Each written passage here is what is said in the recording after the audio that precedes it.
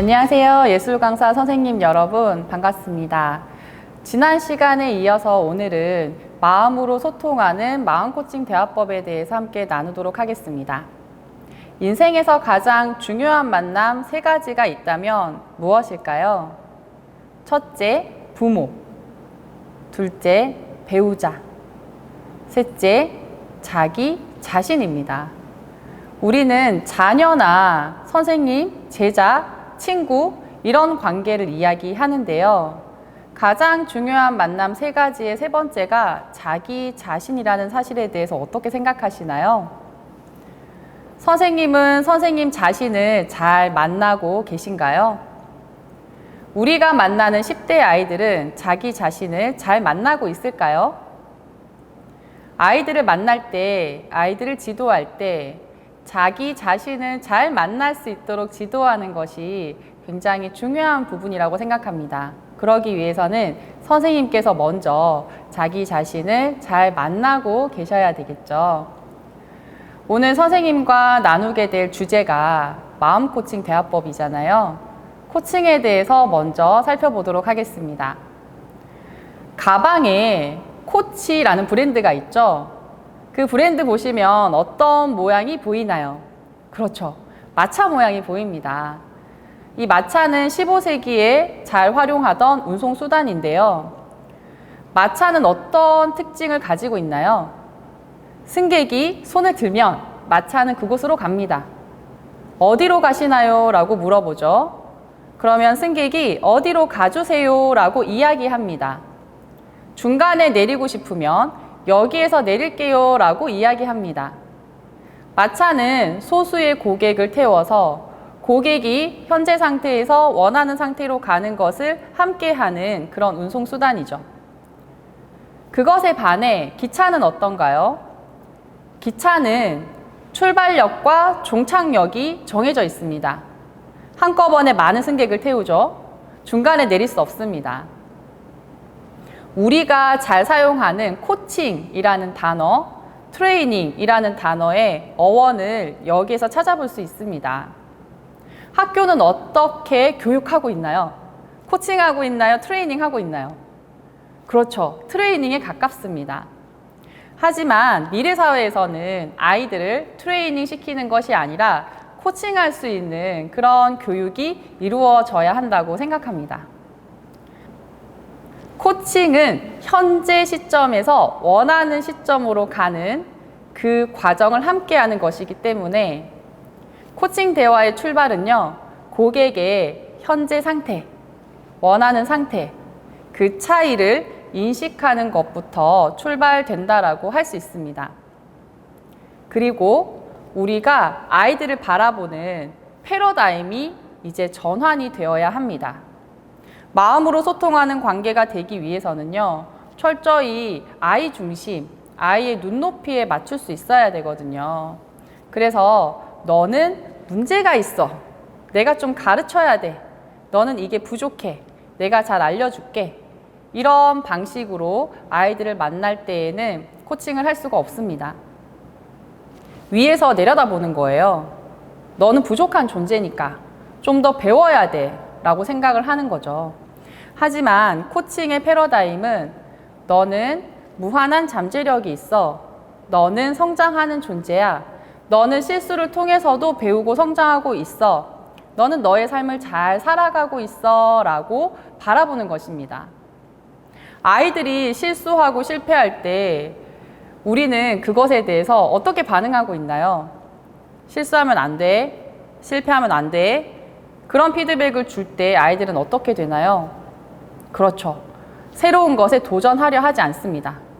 왜냐하면 실패할까봐, 후회할까봐 두렵거든요. 하지만 새로운 것에 도전하고 실수하고 실패하는 과정에서 우리는 새로운 것들을 배울 수 있게 되는 겁니다. 그만큼 성장하게 되는 거죠. 이제는 우리의 패러다임이 바뀌어야 돼요. 부족하기 때문에 내가 좀 더 가르쳐줘야 돼 라고 바라보는 것이 아니라 너는 너의 삶을 잘 살아갈 수 있는 존재야. 너는 실수를 통해서도 배우고 성장하는 존재야 라는 마음으로, 신뢰하는 마음으로 지켜보는 것이 필요하다는 것입니다. 선생님들도 내가 어떻게 아이들을 바라보고 있었는지 한번 점검해 보시면 좋겠습니다. 제가 마음으로 소통한다라는 말씀을 드렸잖아요. 그렇다면 마음은 뭘까요? 마음은 우리 몸의 감각, 우리의 생각, 감정, 욕구를 이야기하는 겁니다. 우리는 시각, 청각, 촉각, 미각, 후각, 이 오감을 통해서 정보를 받아들이고요. 우리 뇌에서 이것에 대해서 해석을 합니다. 그래서 우리는 여러 가지 감정을 느끼기도 하고요. 이런저런 생각을 하기도 합니다. 우리가 왜 상대방의 마음을 잘 모를까요? 그렇죠. 눈에 보이지 않잖아요. 그리고 우리가 우리 자신의 마음을 잘 모르기 때문에 상대방의 마음을 잘 모른다는 것을 아셔야 합니다. 예술 강사 선생님들은 어떠세요? 나는 내 마음을 잘 알고 계신가요? 잘 만나고 계신가요? 아니면 내 마음이 어떤지 생각할 겨를도 없이 바쁘게 지내고 계신가요? 이제는 내 마음을 잘 만나시면 좋겠습니다.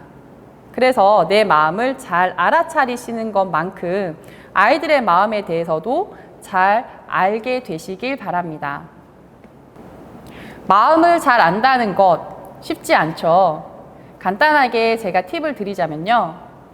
내가 지금 어떤 감각을 느끼고 있지? 느껴보는 겁니다. 우리가 바쁠 때, 지하철을 탈 때 부딪혔어요. 그런데 그때는 아픈 줄 모르고 타잖아요. 지나고 보면 거기에 멍이 들어있죠. 무감각하게 살아가고 있다는 거예요. 내가 밥을 먹었는데 밥맛이 느껴지지 않는 거예요. 왜 그렇죠? 밥을 먹으면서도 우리는 생각을 합니다. 내일 뭐 하지? 이거 어떻게 하지? 고민을 합니다. 내가 내 감각을 먼저 느끼는 것부터가 출발이라고 할 수 있습니다. 저는 제 마음을 알아차리는 것에 대한 훈련을 할 때요. 1분 내 호흡에 집중하는 것부터 시작했습니다. 그리고 산책을 하면서 냄새를 맡기도 하고요. 아, 이렇구나, 이런 느낌이구나 느끼는 것부터 시작했습니다. 선생님들도 잠시 멈추시고 1분 동안 호흡하시면서 내 마음을 느껴보시면 좋겠습니다.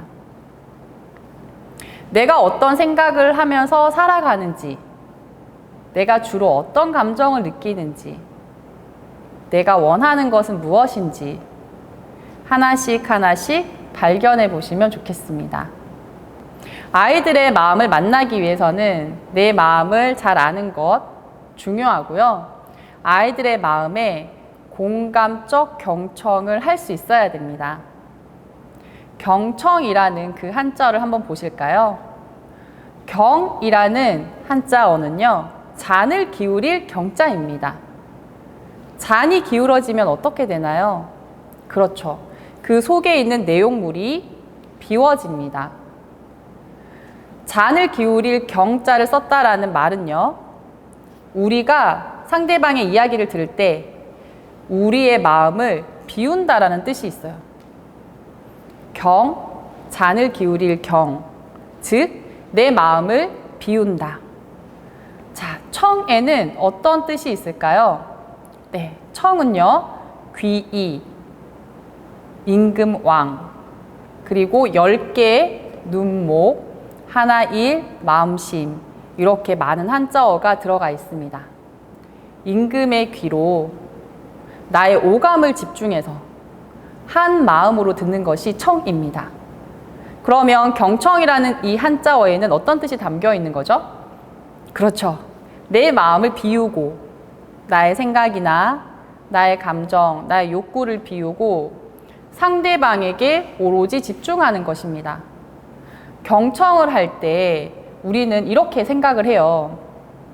듣고 있어, 듣고 있어. 말해. 그리고 경청을 했다라고 착각합니다. 그건 경청이라고 할 수가 없죠. 흘려듣기 정도의 수준은 경청이라고 할 수가 없습니다.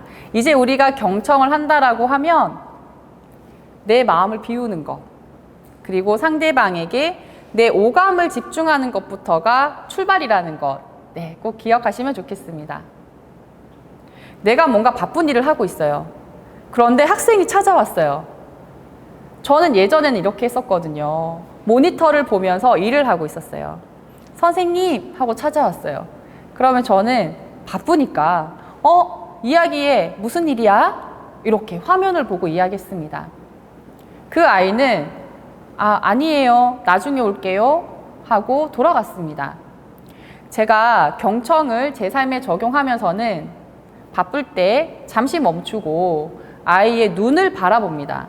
그리고 누구야? 무슨 일이니? 라고 물어봅니다. 그러면 아이가 자신의 상황을 이야기하겠죠. 그런데 너무 바쁠 땐 어떻게 해야 될까요? 저는 사실대로 이야기해요. 선생님이 지금 업무가 바쁜데 5분 정도밖에 시간이 없어. 지금 이야기할래? 아니면 방과 후에 올래? 그러면 아이는 급한 일은 지금 이야기하고 갈게요 하고 얘기를 하고요. 이야기를 많이 해야 될 경우에는 방과 후에 올게요 하고 방과 후에 찾아옵니다. 설거지를 하다가 아이가 옆에 와요. 엄마, 그러면 말해 이게 아니고요. 장갑을 잠시 벗고 아이의 눈을 바라봅니다. 무슨 일이니? 그러면 아이가 자신의 이야기를 하겠죠. 이것이 바로 경청이라는 것 기억하시면 좋겠습니다. 우리가 경청이 힘든 여러 가지 이유들이 있어요. 그런데 내가 이 사람에 대해서 선입견을 가지고 있을 경우에는 경청하기 힘듭니다. 경자가 무슨 경자였죠? 맞아요. 잔을 기울일 경자였어요. 그러니까 나의 판단, 선입견, 나의 생각이 있을 때에는요, 경청이 힘듭니다. 그리고 내가 너무 마음이 힘들어요. 혹은 피곤해요. 그러면 경청할 수가 없습니다. 그럴 때에는 내 마음을, 내 몸을 돌보는 것이 우선입니다. 처음 듣는 것처럼 듣는 거예요. 나의 선입견, 나의 생각은 내려놓습니다. 판단하거나 이것에 대해서 내가 해석을 하지 않아요. 자꾸 솔루션을 주려고 하는 그 마음이 나와 상대방의 소통을 가로막는 거거든요. 그리고 내가 너무 피곤할 때에는 쉬어주는 것이 필요하다는 것 꼭 기억하시면 좋겠습니다. 경청에 대해서 우리가 알아봤잖아요. 그러면 공감이라는 건 뭘까요? 공감은 동감과는 다릅니다. 우리가 흔히 이렇게 이야기해요. 나는 저 학생을 공감할 수가 없어. 나는 저런 일을 겪지 않았거든. 이라고 이야기합니다. 그 말씀은 공감과 동감을 구분하지 못하는 그런 표현이에요. 동감은 같이 느끼는 거죠. 하지만 공감은요, 그 사람의 마음을 있는 그대로 인정해 주는 것입니다. 누군가가 나에게 너무 피곤해요 라고 얘기했어요. 나는 더 피곤해 이러면 사실 공감이 안 되는 거죠. 내 얘기를 하고 싶을 때 그럴 때가 많아요. 하지만 상대방의 그 이야기에 인정, 존중을 우리가 먼저 해줄 수가 있다는 거예요. 예를 들면 이런 거죠. 남편이 퇴근해서 와서 자기야, 나 오늘 너무 피곤했어 라고 이야기해요. 그러면 아내는 하루 종일 집안일 하고 아이들 돌보고 너무 힘들었거든요. 나는 더 피곤해 이러면 대화가 되지 않죠. 그런데 남편이 나 오늘 피곤했어 라고 얘기하는데 당신 많이 피곤했구나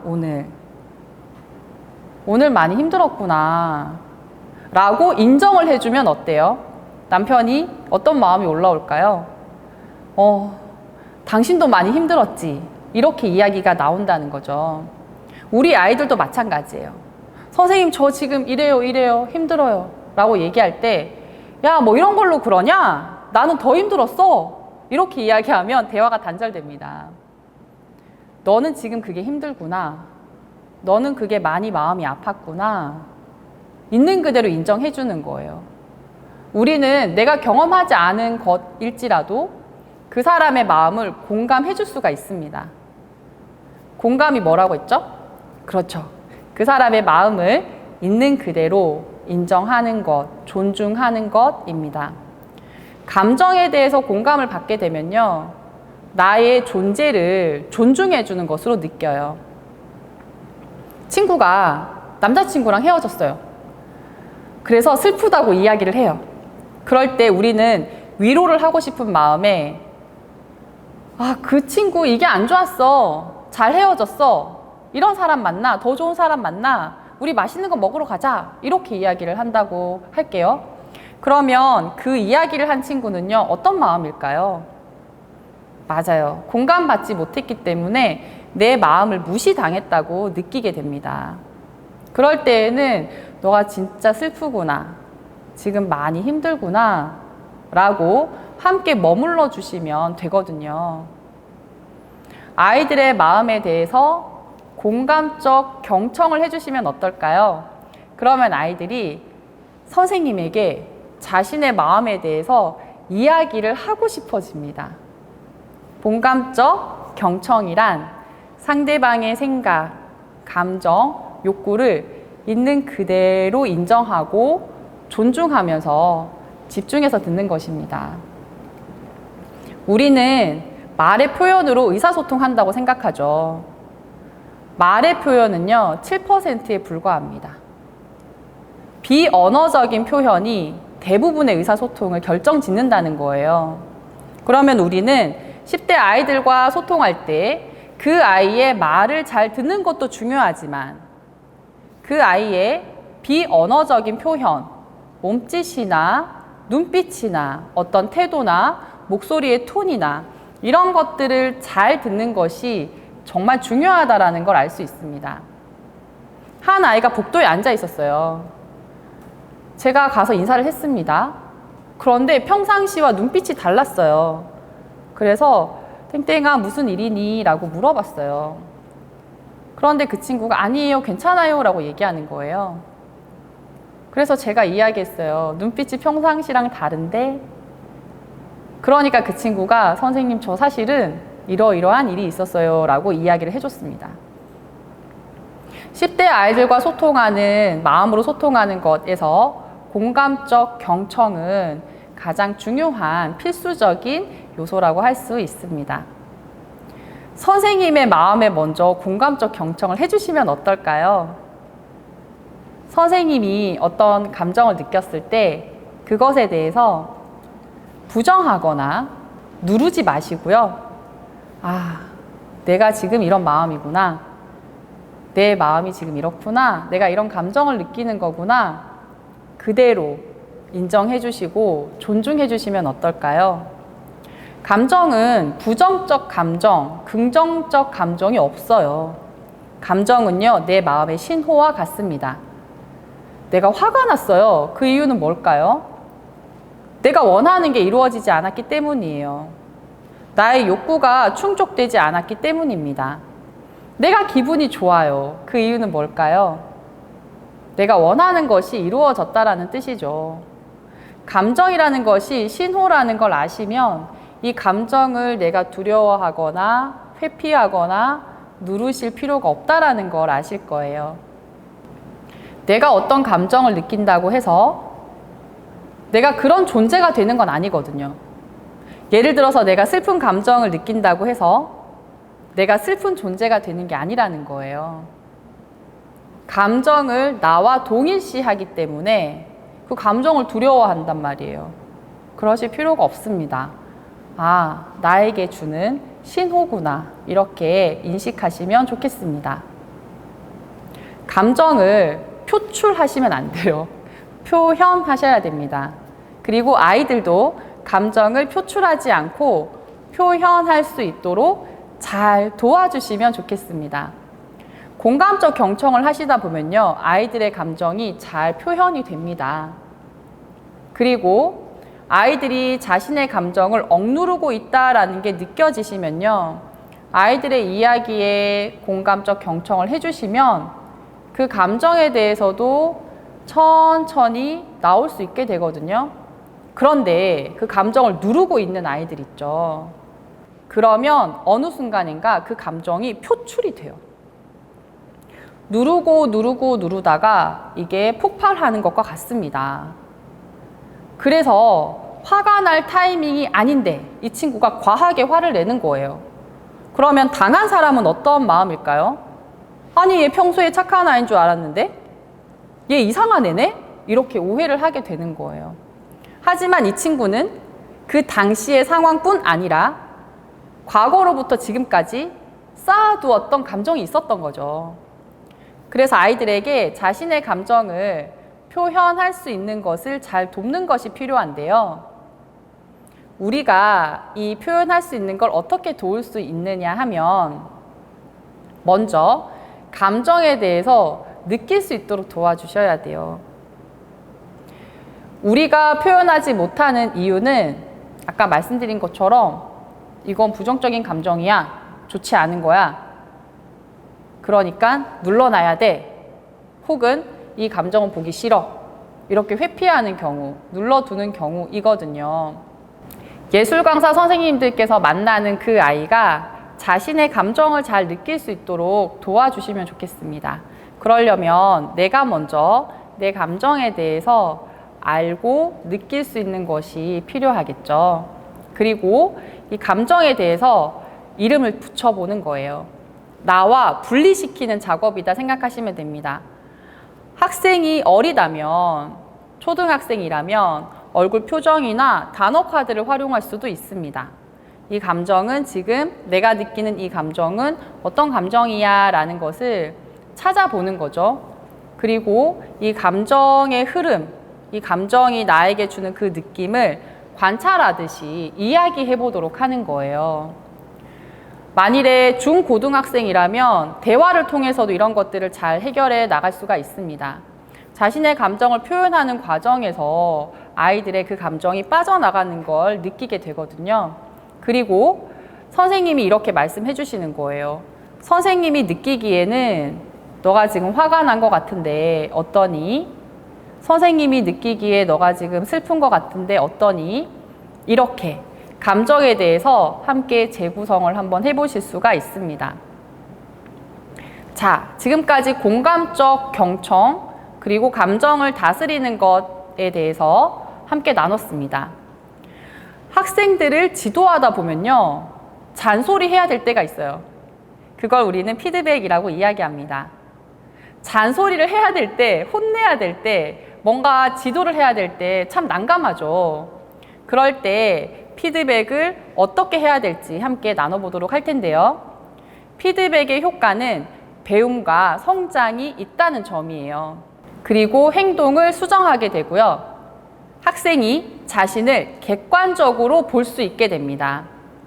마치 거울에 비춘다라고 생각하시면 돼요. 학생이 자신의 모습을 직접 확인해 보는 과정이다라고 생각하시면 됩니다. 우리도 그렇잖아요. 우리도 내가 어떻게, 어떤 표정으로 어떤 행동을 하면서 살아가는지 인식하지 못할 때가 있죠. 그런데 거울에 비친 내 모습을 봤을 때 내가 저런 표정이었어? 내가 이렇게 했었나? 알아차리면서 놀랄 때가 있잖아요. 학생들도 마찬가지예요. 우리가 만나는 10대 아이들은 자신이 지금 어떻게 생활하고 있는지 객관적으로 보지 못하는 경우들이 있습니다.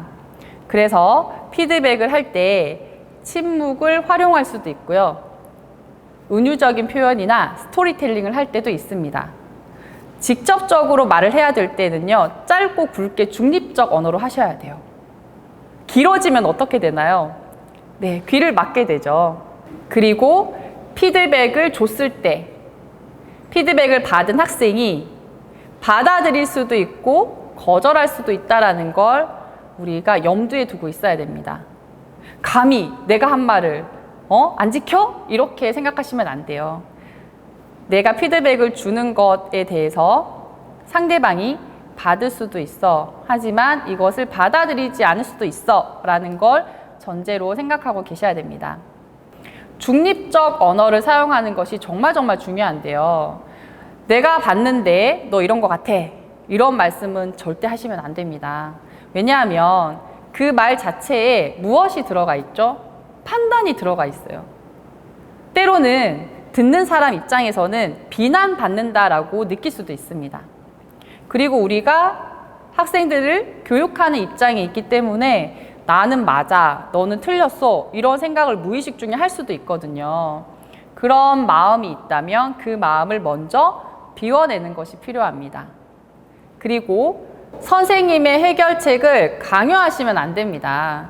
왜냐하면 아이들은요, 통제받는 것 자체도 불편해 하고요. 내가 선택하고 책임지는 것을 배워야 되거든요. 그리고 사실 정보에 근거해서 중립적인 언어를 사용하는 것이 훨씬 더 신뢰감이 있습니다. 상대방의 입장에 초점을 맞춰서 말씀해 주시는 것이 필요하겠죠. 내 관점에서 내가 생각할 때 이런 것 같아 라는 것은 아이들에게 받아들여지기 힘들기 때문입니다. 구체적인 피드백 사례를 한번 나눠보도록 할게요. 만일에 10대 아이들 중에서 말과 행동이 다를 때 어떻게 할까요? 제가 코칭했던 아이들 중에 선생님, 저 정말 공부 열심히 할 거예요 라고 이야기해서 코칭을 하고 있는데 과제를 안 해오는 거예요. 그래서 제가 이렇게 피드백을 했습니다. 지금 말과 행동이 다르네. 너가 열심히 공부하겠다고 했는데 과제를 안 해왔네. 절실하다고 하면서 실천을 하지 않는 이유가 뭐야? 이렇게 아이에게 피드백을 했습니다. 수업에 집중하지 못하는 아이에게는 어떻게 피드백을 할 수 있을까요? 너 지금 뭐 하는 거야? 이렇게 이야기하면 안 되겠죠. 지금 휴대폰을 보고 있네. 선생님이 보기에 수업에 집중하지 못하고 있는 것 같은데 특별한 이유가 있어? 라고 피드백을 할 수 있습니다. 그러면 대부분의 아이들은요, 휴대폰을 넣거나 아니면 아니에요 선생님 하고 자세를 바르게 하는 경우가 많습니다. 혹은 선생님이 뭐 도와줄 거 있어? 라고 물어보세요. 그러면 도움이 필요한 경우도 있을 수 있거든요. 또 도전을 할 만한데 도전하지 않는 경우도 있습니다. 그런 친구들은 이유가 뭘까요?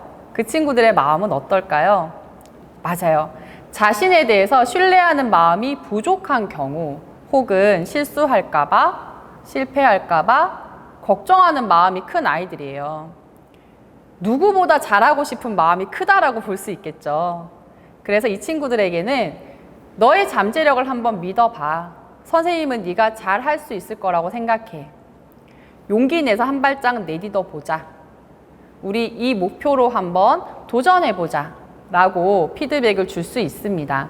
그리고 너무 불안해하고 실패에 대한 두려움이 있는 친구들은요, 실패해도 괜찮아. 실수를 통해서 배우고 성장하는 거야 라고 직접 피드백을 해주실 수도 있습니다.